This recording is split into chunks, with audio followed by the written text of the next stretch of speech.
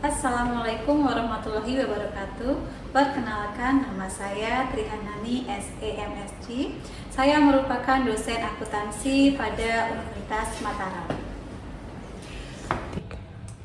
Video ini merupakan salah satu syarat yang diajukan untuk memenuhi persyaratan sertifikasi dosen, terutamanya adalah pernyataan diri dosen dalam unjuk kerja Tridharma Perguruan Tinggi di bidang pengajaran. Selama 4 tahun menjadi dosen, saya telah mengajar beberapa mata kuliah, diantaranya adalah akuntansi perbankan, akuntansi syariah, akuntansi dasar, dan juga investasi pasar modal, serta juga praktikum akuntansi komputer.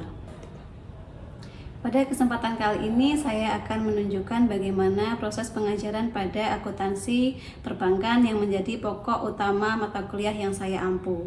Akuntansi perbankan merupakan akuntansi yang membahas terkait dengan teori dan juga praktek pencatatan penjurnalan di dunia perbankan. Beberapa pokok bahasan yang ada di akuntansi perbankan diantaranya adalah akuntansi clearing, akuntansi dana pihak ketiga seperti deposito, giro, dan tabungan, akuntansi pinjaman yang diterima, dan juga akuntansi kredit yang diberikan. Selain itu, kami juga membahas terkait dengan jasa lainnya yang ada di perbankan dan juga isu-isu kontemporer seperti good corporate governance dan juga profil resiko perbankan. Terdapat 3 CPMK yang ingin dipenuhi pada mata kuliah ini, yaitu yang pertama, mampu memahami prinsip-prinsip dan standar akuntansi keuangan perbankan serta konsep dasar pelaporan keuangan perbankan. Yang kedua, mampu mengaplikasikan standar akuntansi keuangan perbankan dalam pencatatan transaksi-transaksi keuangan dan kejadian-kejadian keuangan lainnya. Dan yang ketiga, mampu menyusun, menganalisis, dan menginterpretasikan laporan keuangan entitas perbankan di bawah supervisi dengan mengaplikasikan prinsip akuntansi atas transaksi sesuai standar akuntansi keuangan yang berlaku umum dan juga peraturan perbankan.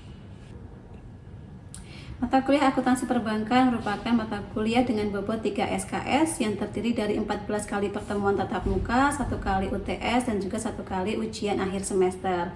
Dalam akuntansi perbankan, kami menggunakan buku-buku referensi terkini seperti akuntansi perbankan yang diciptakan oleh Bapak Taswan tahun 2019, kemudian juga didukung oleh peraturan OJK dan juga Bank Indonesia, serta penelitian-penelitian terkini yang dilakukan oleh dosen-dosen Universitas Mataram maupun peneliti-peneliti luar lainnya. Mata kuliah ini menggunakan pendekatan OBE atau Outcome Based Education dengan metode pembelajaran yang utama yaitu Project Based Learning. Pada metode pengajaran yang akan saya sampaikan pada pagi hari ini, kita menggunakan metode DIA atau Delivery Interaction Assessment. Metode pengajaran DIA merupakan suatu pendekatan pembelajaran yang bertujuan untuk meningkatkan hasil pembelajaran dengan pemberian fokus pada 3 aspek utama, yaitu penyampaian materi, interaksi dengan siswa, dan juga penilaian hasil pelajar. Pada proses delivery, saya berusaha untuk menciptakan atmosfer kelas yang kondusif dan juga terus memotivasi mahasiswa untuk terus belajar setiap pertemuan dan juga menyiapkannya dengan sebaik mungkin. Pada metode interaction, saya berusaha untuk terus mendukung mahasiswa untuk aktif berkontribusi pada proses pembelajaran, baik dengan mengadakan sesi tanya jawab ataupun sesi diskusi kelompok. Selain itu, saya juga berupaya mendorong mahasiswa untuk belajar dari berbagai tempat dengan memanfaatkan platform belajar yang berbasis Learning Management System yang disediakan oleh Universitas Mataram. Setelah mahasiswa menghadiri serangkaian perkuliahan, langkah selanjutnya adalah melakukan penilaian atau assessment. Evaluasi terhadap pencapaian mahasiswa terdiri dari 4 komponen. Yang pertama adalah partisipatif atau kuis sebanyak 10%. Tugas proyek 1 dan 2 masing-masing 30%, kemudian ujian tengah semester dan ujian akhir semester masing-masing 15%. Pada awal perkuliahan, saya menyampaikan indikator-indikator dan juga bobot masing-masing penilaian. Selain itu, saya juga mengkomunikasikan di awal perkuliahan terkait dengan rencana pembelajaran semester atau RPS, rencana tugas mahasiswa atau RTM, dan juga kontrak perkuliahan. Hal tersebut sangat penting dalam mewujudkan proses pembelajaran akuntansi perbankan yang interaktif dan juga objektif serta transparan. Berikut adalah video pembelajaran akuntansi perbankan yang membahas mengenai akuntansi dana pihak ketiga yang dilakukan pada pertemuan 6, terutama yang membahas terkait dengan deposito. Selamat menyimak. Assalamualaikum warahmatullahi wabarakatuh. Waalaikumsalam. Bagaimana kabarnya hari ini? Baik. Alhamdulillah. Sebelum kita mulai, alangkah lebih baiknya bila kita berdoa terlebih dahulu agar apa yang kita pelajari hari ini bisa menjadi berkah buat kita semua. Berdoa berdasarkan keyakinan masing-masing, disilahkan. Oke, cukup. Oke teman-teman, kita hari ini akan mempelajari terkait dengan akuntansi untuk dana pihak ketiga. Masih ingat nggak tapi yang pelajaran minggu lalu tentang akuntansi pinjaman yang diterima? Kita masuk ke materi hari ini, akuntansi untuk dana pihak ketiga. Kita review sedikit materi minggu lalu, yaitu akuntansi pinjaman yang diterima. Masih ingat materi minggu lalu? Masih. Ya. Jadi walaupun bank itu merupakan tempat kita untuk meminjam uang, tetapi bank juga bisa menerima pinjaman yang diterima. Contoh pinjaman yang diterima dari bank dari mana misalkan? Dari bank lain atau institusi lain, baik itu Bank Sentral, Bank Indonesia maupun bank lainnya, bank umum syariah ataupun bank umum konvensional. Misalkan ada sebuah bank di Nusa Tenggara Barat, dia bisa saja meminjam atau menerima pinjaman dari bank lain di daerah lain, baik itu Jakarta, baik itu Surabaya ataupun di provinsi-provinsi yang lain. Coba sekarang apabila pinjaman yang diterima itu maksudnya akun apa? Aset atau liabilitas? Apa ayo? Liabilitas. Berarti dia saldo normalnya di debit apa di kredit? Nah, setelah review yang tadi kita akan masuk ke materi hari ini, yaitu akuntansi untuk dana pihak ketiga. Apa itu dana pihak ketiga? Dana yang diterima oleh bank dari pihak ketiga, contohnya dari nasabah. Jadi tujuan dari perkuliahan pagi hari ini adalah teman-teman nantinya mampu menganalisis, membuat pencatatan dan juga penyajian untuk dana pihak ketiga. Apa aja jenisnya? Kalau dari nasabah itu ada tabungan, ada simpanan, ada giro, dan yang terakhir deposito. Nah, coba ada nggak yang di sini punya rekening deposito? Belum ya. Kalau rekening tabungan ada. Siapa yang sudah punya? Sudah punya semua ya, hampir semua punya gitu ya. Kalau bedanya kira-kira tabungan dan deposito itu apa sih? Coba, ada yang mau menjawab? Coba. Kalau deposito itu dia dikit uangnya, Bu. Oke. Kayak ada tambahan bunga yang dilakukan. Ya, kalau deposito dia dikip atau ada jangka waktu tertentunya untuk bisa diambil. Jadi nggak bisa nih teman-teman masukin sekarang uangnya, besok pagi langsung diambil. Nggak bisa ya. Misalkan teman-teman kontraknya adalah 1 bulan, deposito 1 bulan, berarti sebulan lagi baru bisa dicairkan. Nah, kalau misalkan teman-teman ternyata sampai dengan periode yang ditentukan gitu ya teman-teman ya, misalkan 3 bulan, 6 bulan, 9 bulan gitu ya, teman-teman sudah mau butuh uangnya nih, belum sampai 1 bulan sudah butuh uangnya, boleh nggak dicairkan? Boleh, tapi kena apa? Penalti. Jadi harusnya teman-teman dapat bunga yang sekian, 100.000 misalkan, kena penalti misalkan 20.000, jadi cuma dapatnya 80.000. Jadi sayang sekali ya kalau sampai mencairkannya itu sebelum jangka waktu yang ditentukan. Nah, deposito itu ada 2 teman-teman, jangka waktu pendek dan panjang. Jangka waktu pendek itu kurang dari 1 tahun, sedangkan jangka waktu panjang di atas 1 tahun. Nah, apa keuntungannya membuka deposito dengan jangka waktu panjang? Biasanya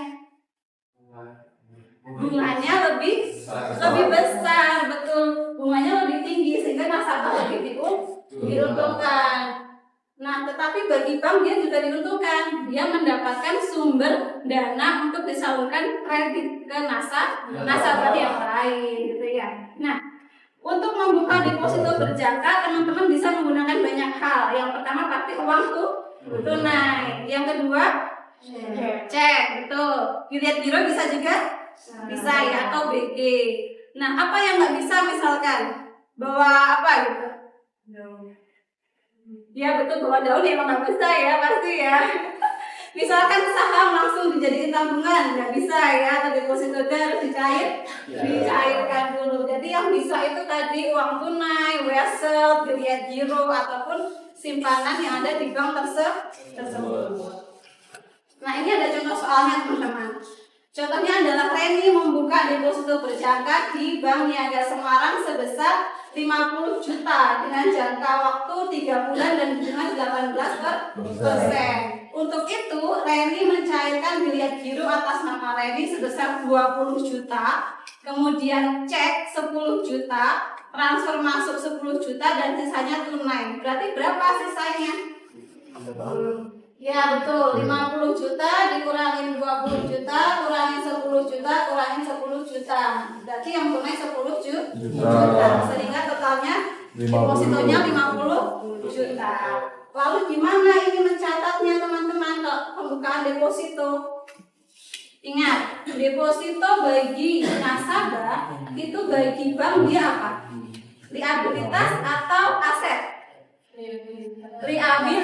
Liabilitas bagi bank, berarti dia bertambah di sebelah kredit. Nah, karena tadi Reni kasnya 10 juta, maka dicatat sebelah debit kas 10 juta.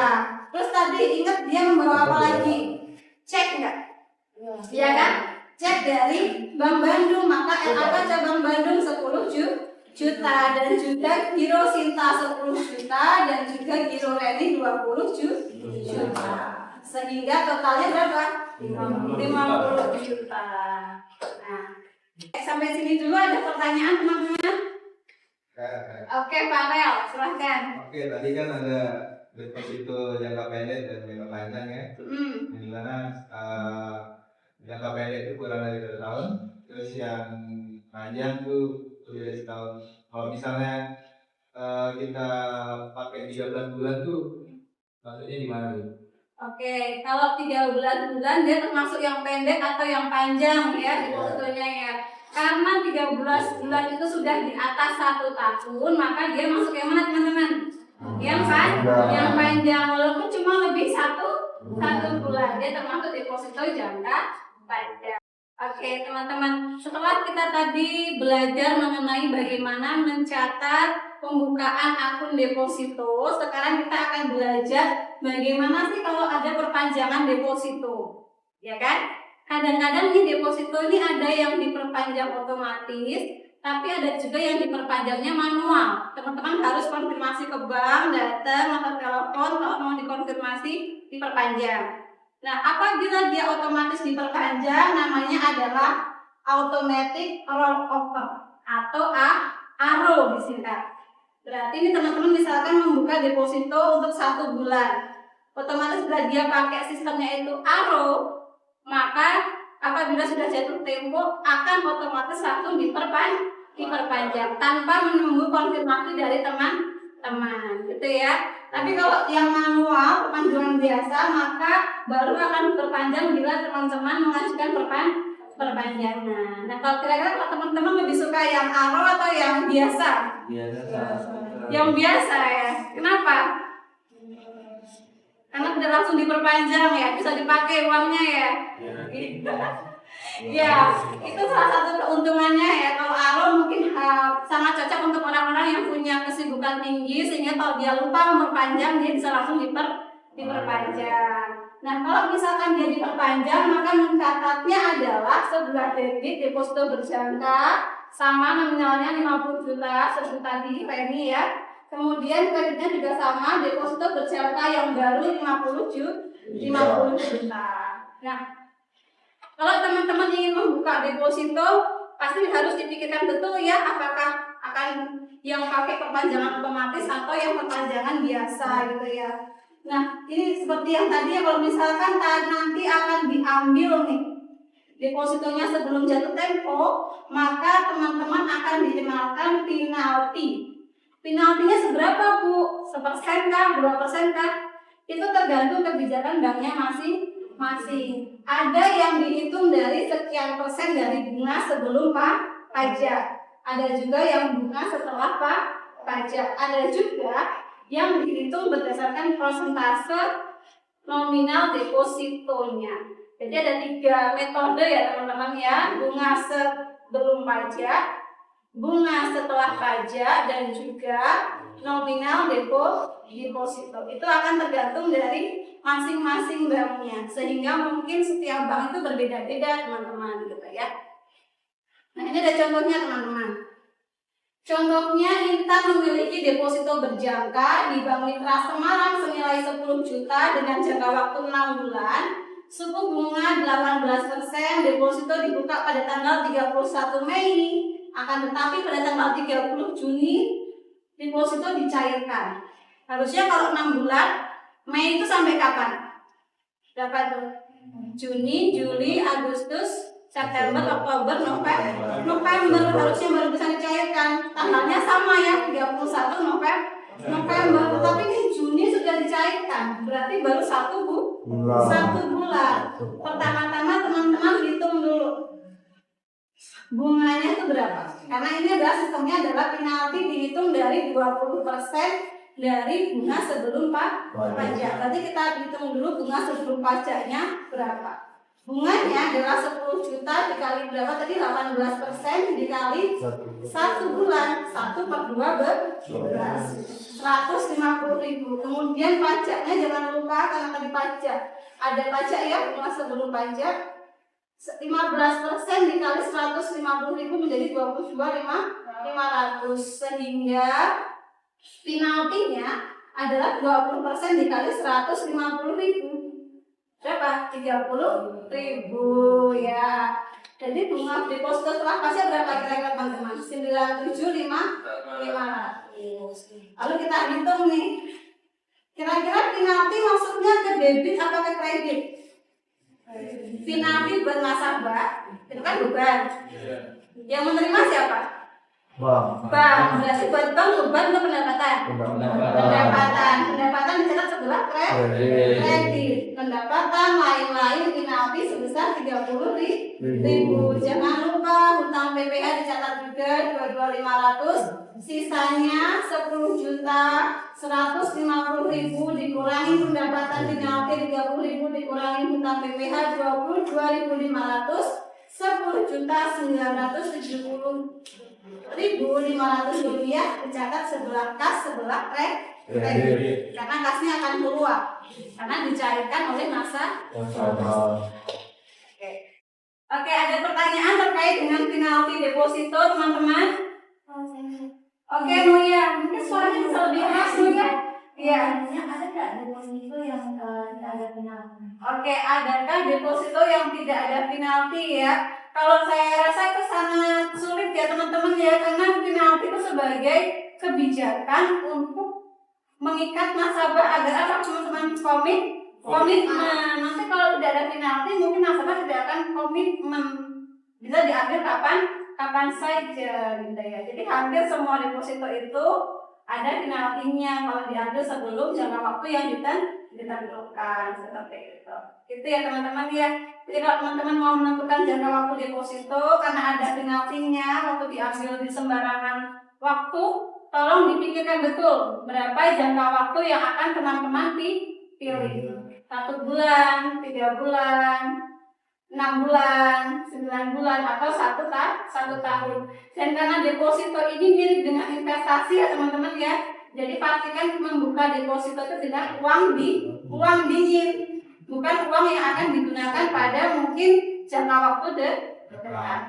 Itu ya teman-teman ya.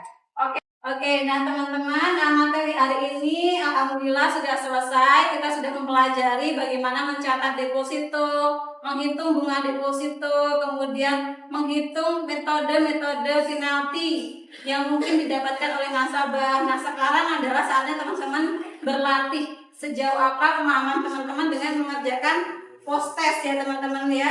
Nah, silakan mungkin teman-teman bisa mengerjakan prosesnya di HP masing-masing ya teman-teman ya, seperti itu.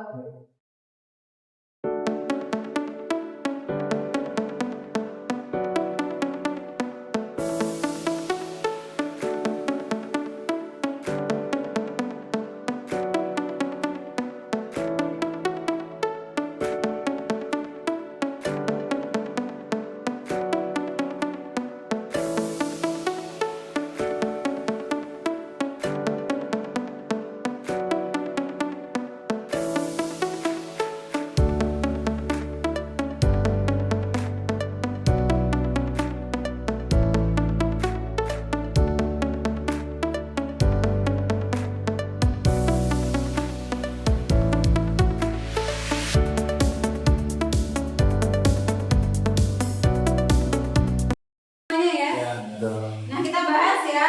Coba jawaban yang pertama, simpanan nasabah yang hanya dapat diambil setelah periode berakhir disebut dengan Deposito. Betul. Terus yang selanjutnya,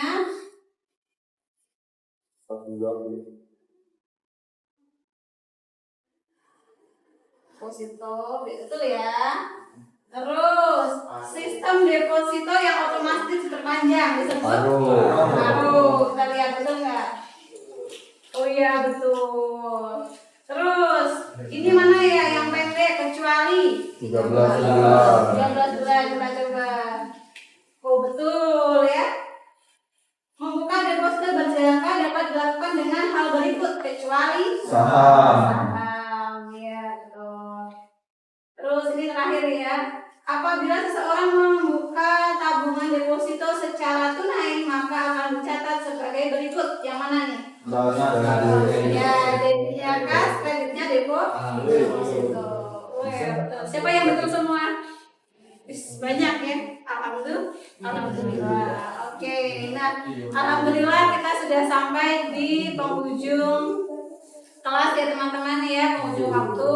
Semoga yang kita pelajari pada pagi hari ini dapat menjadi berkah buat kita semua. Dan jangan lupa, walaupun tadi kuisnya dapat lumayan bagus, tetap harus dipelajari biar nanti minggu depan teman-teman tidak melupakan apa yang telah kita pelajari hari ini. Terima kasih atas kehadirannya. Apabila saya ada salah kata, saya mohon maaf yang sebesar-besarnya. Saya akhiri. Wassalamualaikum warahmatullahi wabarakatuh. Demikian yang dapat saya sampaikan. Dengan ini saya menyampaikan rasa terima kasih kepada Bapak Ibu asesor yang telah meluangkan waktunya untuk menonton dan juga menilai portofolio saya. Terima kasih. Wassalamualaikum warahmatullahi wabarakatuh.